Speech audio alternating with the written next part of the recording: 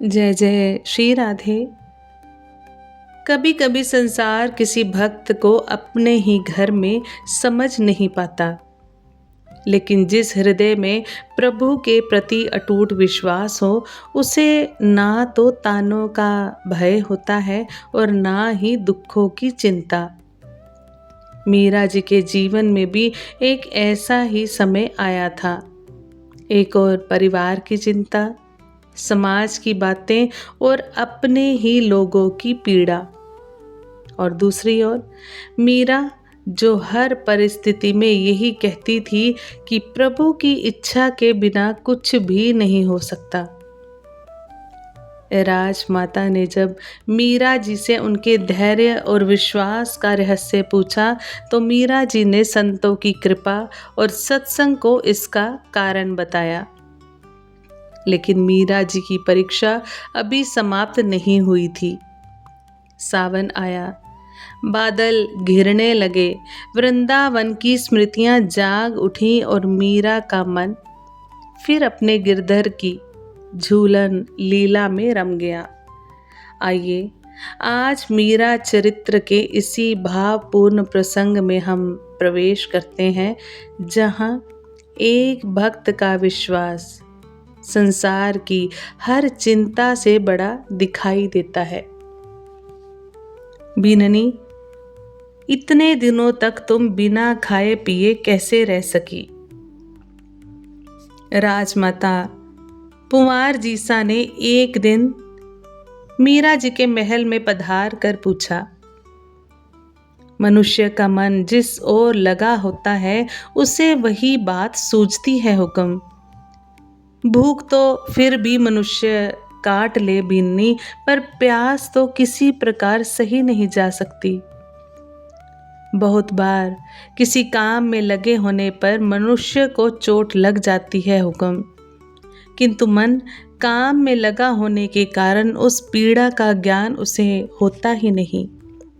बाद में चोट का स्थान देखकर वह विचार करता है कि ये चोट उसे कब और कहाँ लगी, किंतु स्मरण नहीं आता, क्योंकि जब चोट लगी तब उसका मन पूर्णतः दूसरी ओर लगा था। इसी प्रकार मन को देह की ओर से हटाकर दूसरी ओर लगा दिया जाए तो देह के साथ क्या हो रहा है ये हमें तनिक भी ज्ञात नहीं होगा। दीवान जी, तुमसे इतने रुष्ट क्यों है बीननी? नित प्रति तुम्हें मारने के लिए कोई ना कोई प्रयास करते ही रहते हैं। किसी दिन सचमुच ही कर गुजरेंगे। सुन सुन करके जी जलता है, पर क्या करूं? हाड़ी जी के अतिरिक्त तो यहाँ हमारी किसी की चलती नहीं। ना हो तो तुम पीहर चली जाओ। राजमाता ने कहा, हम कहीं जाएं, कुछ भी करें, अपना प्रारब्ध तो भोगना ही पड़ेगा हुक्म। दुख देने वाले को ही पहले दुख सताता है, क्रोध करने वाले को ही पहले क्रोध जलाता है, क्योंकि वह जो कुछ दूसरे को देना चाहता है उसके अपने भीतर मन अथवा हृदय में पहले आता है। जितनी पीड़ा वह दूसरे को देना चाहता है, उतनी वही पीड़ा पहले उसे स्वयं को भोगनी पड़ती है। उस व्यक्ति ने जिसे वह दे रहा है, उसने यदि वह पीड़ा या क्रोध स्वीकार नहीं किया तो मीरा हंस पड़ी। मुझे दीवान जी पर तनिक भी रोष नहीं है।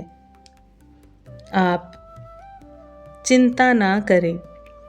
प्रभु की इच्छा के बिना कोई भी कुछ नहीं कर सकता, और प्रभु की प्रसन्नता में मैं प्रसन्न हूँ। इतना विश्वास, इतना धैर्य तुम में कहाँ से आया बीननी? इसमें मेरा कुछ भी नहीं है हुक्म, ये संतों की कृपा है। सत्संग ने ही मुझे सिखाया है कि प्रभु ही जीव के सबसे निकट और घनिष्ठ आत्मीय हैं। वही सबसे बड़ी सत्ता है। तब भय अपने आप भाग गया। संतों की चरण रज में, उनकी वाणी और कृपा में बहुत शक्ति है हुक्म। तुम सत्य ही कहती हो बीननी, तभी तुम इतने दुख झेल कर भी सत्संग नहीं छोड़ती। किंतु मुझे एक बात समझ में नहीं आती, भगवान के घर में ये कैसा अंधेरा है कि निरपराध आदमी अन्याय की घानी में पिघलते रहते हैं और अपराधी लोग मौज मनाते हैं। तुम नहीं जानती कि ये हाड़ी जी जब से ब्याह करके आई हैं, उस दिन से हम सोतों के पैरों तले अंगारे बिछाए हैं। उन्हें केवल और केवल अपनी ही सूझती रही है। ये राजनीति में पटु हैं, हमें तो अपनी बात भी ठीक से कहनी नहीं आती। इसी से श्री जी सदा इन्हीं की बात सुनते और रखते थे। वे केशरी नाहर थे, पर इनके आगे वे भी जैसा बेबस हो जाते। अब स्वयं का बेटा दीवान है, फिर भी दीवान जी इन्हीं के कहने में तो होंगे, क्यों तुम्हारे पीछे पड़े हैं ये। आप चिंता ना करें हुक्म, बीती बातों को याद करके दुखी होने में क्या लाभ, वो तो चली गई, अब तो लौटेंगी नहीं। आने वाली भी अपने बस में नहीं है, तो फिर उन्हें सोचकर चिंतित क्यों होना। अभी जो समय है उसी का क्यों ना उचित ढंग से उपयोग करें। दूसरों के दोषों से हमें क्या लाभ, उनका घड़ा भरेगा तो फूट भी जाएगा। न्याय किसी का सगा नहीं हुआ है हुक्म। भगवान अंधे बहरे नहीं हैं, समय पाकर ही खेती फल देती है और कर्म पकते हैं। अपने दुख अपने ही कर्मों के फल हैं। दुख सुख कोई भी वस्तु नहीं है कि दूसरा हमें दे सके। सभी अपनी ही कमाई खाते हैं, दूसरे केवल निमित्त हैं। मीरा जी ने सासू जी के आंसू पोंछे, उन्हें खिला पिला करके ससम्मान विदा किया। वर्षा की झड़ी में रात को मीरा जी आंगन में भीग रही हैं। दासियों ने बहुत प्रयत्न किया कि वे महल में पधार जाएं, किंतु भाव तरंगों पर बहती हुई वे प्रलाप करने लगी। सखी, मैं अपनी सखियों से संदेश पाकर श्याम को ढूंढते हुए वन की ओर निकल गई। जानती हो वहां क्या देखा? एक हाथ में वंशी और दूसरे हाथ से सघन तमाल की शाखा थामे हुए श्याम सुंदर खड़े हैं। आहा, कैसी छटा है, क्या कहूँ। ऊपर गगन में श्याम मेघ उमड़ रहे हैं, उनमें रह रह करके दामिनी दमक जाती थी। यहाँ तमाल तले घनश्याम खड़े मानो किसी की प्रतीक्षा कर रहे हों। पवन वेग से पीतांबर फहरा रहा था। सखी, उस रूप का वर्णन कैसे करूं, कहाँ से आरंभ करूं? शिखी पिच से या चारु चरण से? वे प्रलंब बाहु, वे विशाल वक्ष, वे कंबु कंठ, वे बिंबाधार, वे नाहर सी कटी दृष्टि जहाँ जाती है वहीं उलझकर रह जाती है। वे सघन घुंघराले केश पवन वेग से दौड़ दौड़ करके कुंडलों में उलझ जाते हैं। आज एक और आश्चर्य देखा, मानो गंधामिनी 3 ठोर पर एक साथ खेल रहे हों। गगन में बादल और बिजली, धरा पर घनश्याम और पीतांबर तथा प्रियतम के मुखमंडल में घन कृष्ण कुंतल और कनक कुंडल। यह विशेष आश्चर्य मैं खोई सी देख रही थी कि उनके अधरों पर मुस्कान आई। इधर उधर देखते हुए उन पद्म दलायत दीर्घ दृगों की दृष्टि मुझ पर आ ठहरी। रक्तिम डोरों से सजे वे नयन, वे चितवन क्या कहूँ। कौन है सृष्टि में ऐसी कुमारी कि आप ना भूल जाए। मुझे वर्णन करना नहीं आता सखी, कितनी भी प्रयत्न करूं पर वर्णन संभव नहीं। भाषा तो अंततः वही गिने चुने अक्षरों की सीमा में सिमटी बंधी है, उससे इस रस सागर का वर्णन कैसे किया जाए। मुझे लगा कि हृदय में कुछ स्थान च्युत हो गया। इधर दुरंत लज्जा ने कौन जाने सबका कब का वैर याद किया कि नेत्रों में जल भर आया। पलकें मन भर की होकर झुक गईं। मैं अभी अपने आप को संभाल भी न पाई थी कि एक ओर से नूपुर किंकनी और करधनियों की झुनकार सुनाई दी। मैं हड़बड़ा गई। आहा, कैसी अज्ञ हूँ मैं तो श्याम सुंदर को झूलने के लिए बुलाने आई थी, पर यहाँ अपने ही झमेले में फंस गई। क्यूरी कब की खड़ी इधर उधर ताके जा रही है और अब जाकर तुझे स्मरण आया है कि मारे हिंदे हिंदन हालो बिहारी।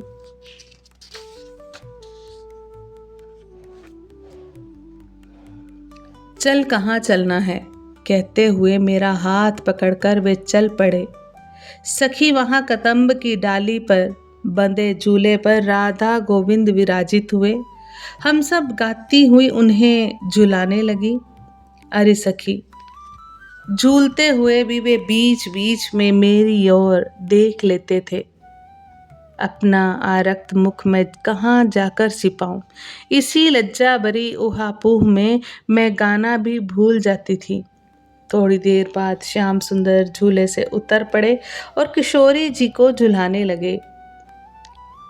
एक प्रहर तक झूलन झुलाने के बाद सखियों के साथ किशोरी जी चली गईं। श्याम सुंदर भी गायकों की ओर चल पड़े। तब मैं झुरमुट में से निकलकर और झूले पर बैठकर धीरे धीरे झूलने लगी। नयन मन झूलन लीला की पुनरावृत्ति करने में लगी थी। कितना समय हुआ मुझे ध्यान ना रहा, पर किसी ने मेरी आंखें मूंद ली। मैंने सोचा कि कोई सखी होगी। अच्छा हो तो लगा उस समय किसी का आना, पर जब कोई आ गई हो तो क्या हो। मैंने कहा, आ सखी, तू भी बैठ जा, हम दोनों साथ साथ झूलेंगे। वह भी सचमुच मेरी आंखें छोड़कर आ बैठी मेरे पास। झूले का वेग थोड़ा बढ़ा। मैं अपने विचारों में मग्न थी। थोड़ी देर बाद ध्यान आया कि वह सखी बोलती क्यों नहीं। क्या बात है सखी, बोलेगी ना? मैंने ये पूछा और तत्काल नासिका ने सूचना दी कि कमल, तुलसी, अगरू, चंदन और केसरी की मिली जुली गंध कहीं समीप है। एकदम चढ़ते हुए मैंने कहा, सखी, श्याम सुंदर कहीं समीप ओ। मैंने हथेली से अपना मुंह दबा लिया, क्योंकि मेरे समीप बैठी सखी नहीं, श्याम सुंदर ही थे। कहा, बेओरी, कब की मोसी सखी, कब की मोसो सखी, सखी कह कहकर बतराए रही हती, अब देखते ही चुप काहे हो गई। मेरा मुख ही नहीं कान तक रक्त हो उठे। चल खड़ी हो, मैं झुलाता हूँ तुझे। वे उठ बैठे। उठ खड़े हुए झूले पर मुझे भी हाथ पकड़कर उठा लिया। परस्पर इतने समीप थे कि एक दूसरे को छूते और खड़े थे। हम वह दे गंध किसे मत नहीं कर देती। मेरे हाथ पांव ढीले होने लगे थे। उन्होंने जो झूला बढ़ाना आरंभ किया तो क्या कहूँ, जैसे चढ़ती तो दिखे बैकुंठ, उतरता ब्रजराम ब्रजधाम, किंतु देखने का आवश्यक अवकाश ही किसे था सखी।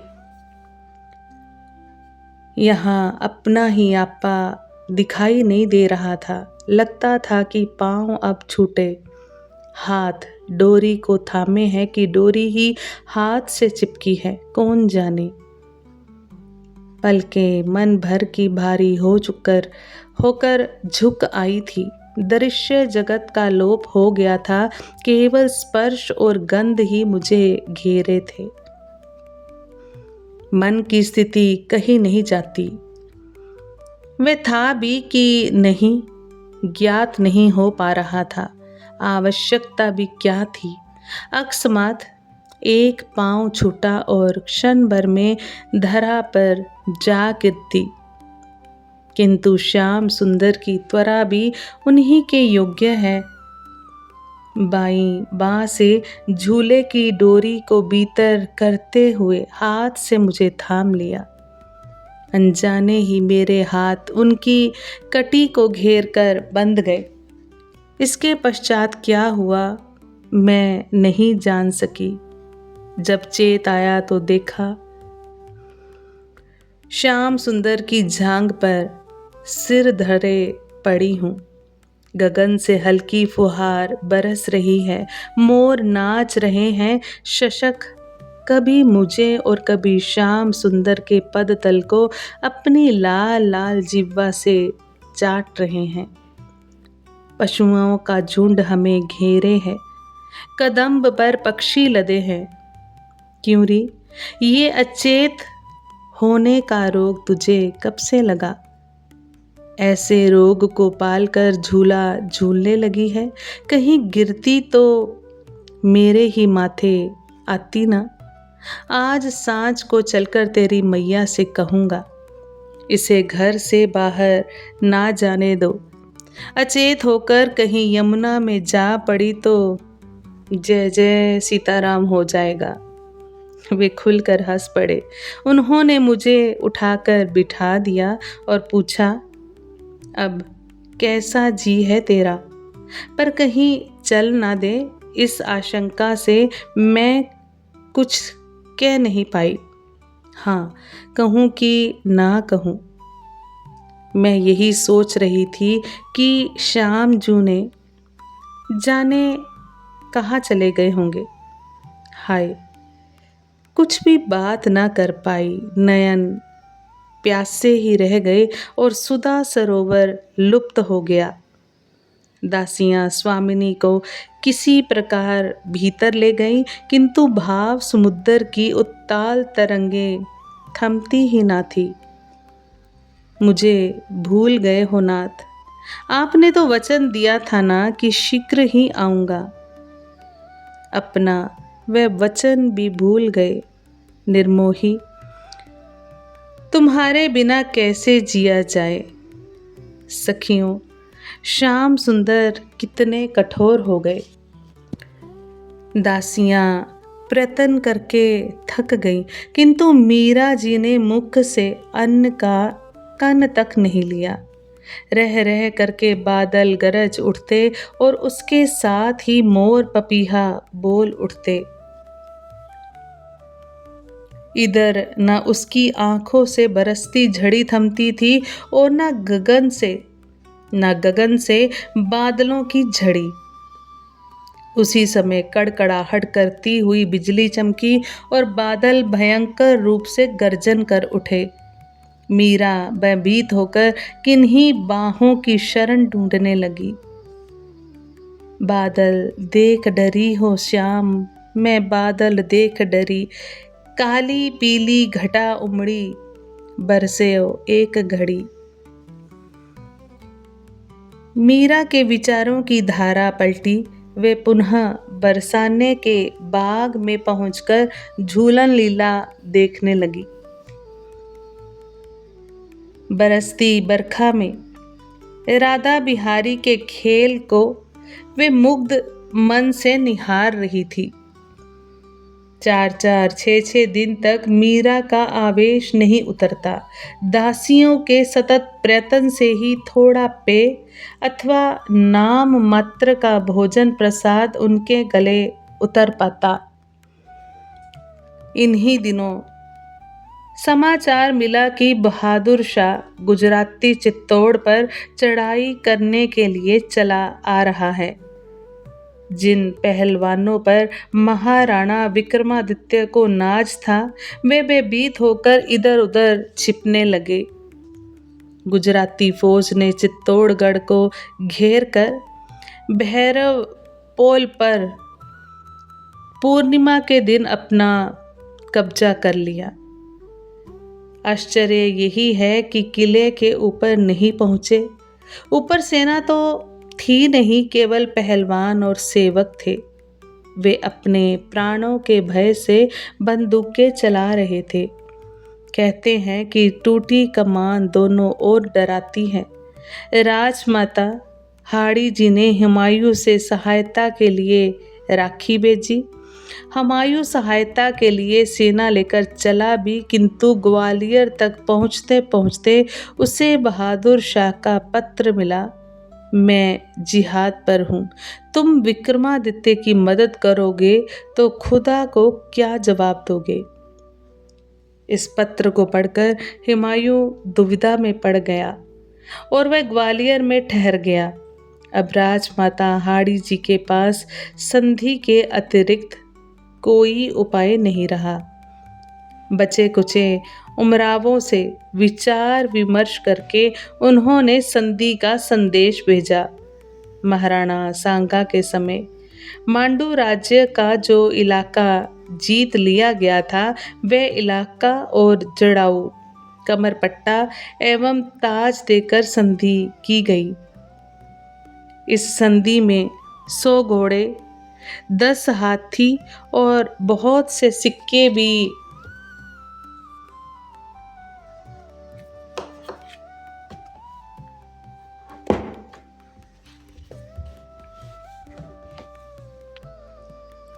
सावन की घटाएं बरसती रहीं। मीरा का मन अपने गिरधर के प्रेम में झूमता रहा, लेकिन दूसरी ओर परिस्थितियां एक नया मोड़ ले रही थी। मीरा जी की भक्ति अब केवल उनके अपने हृदय की बात नहीं रह गई थी।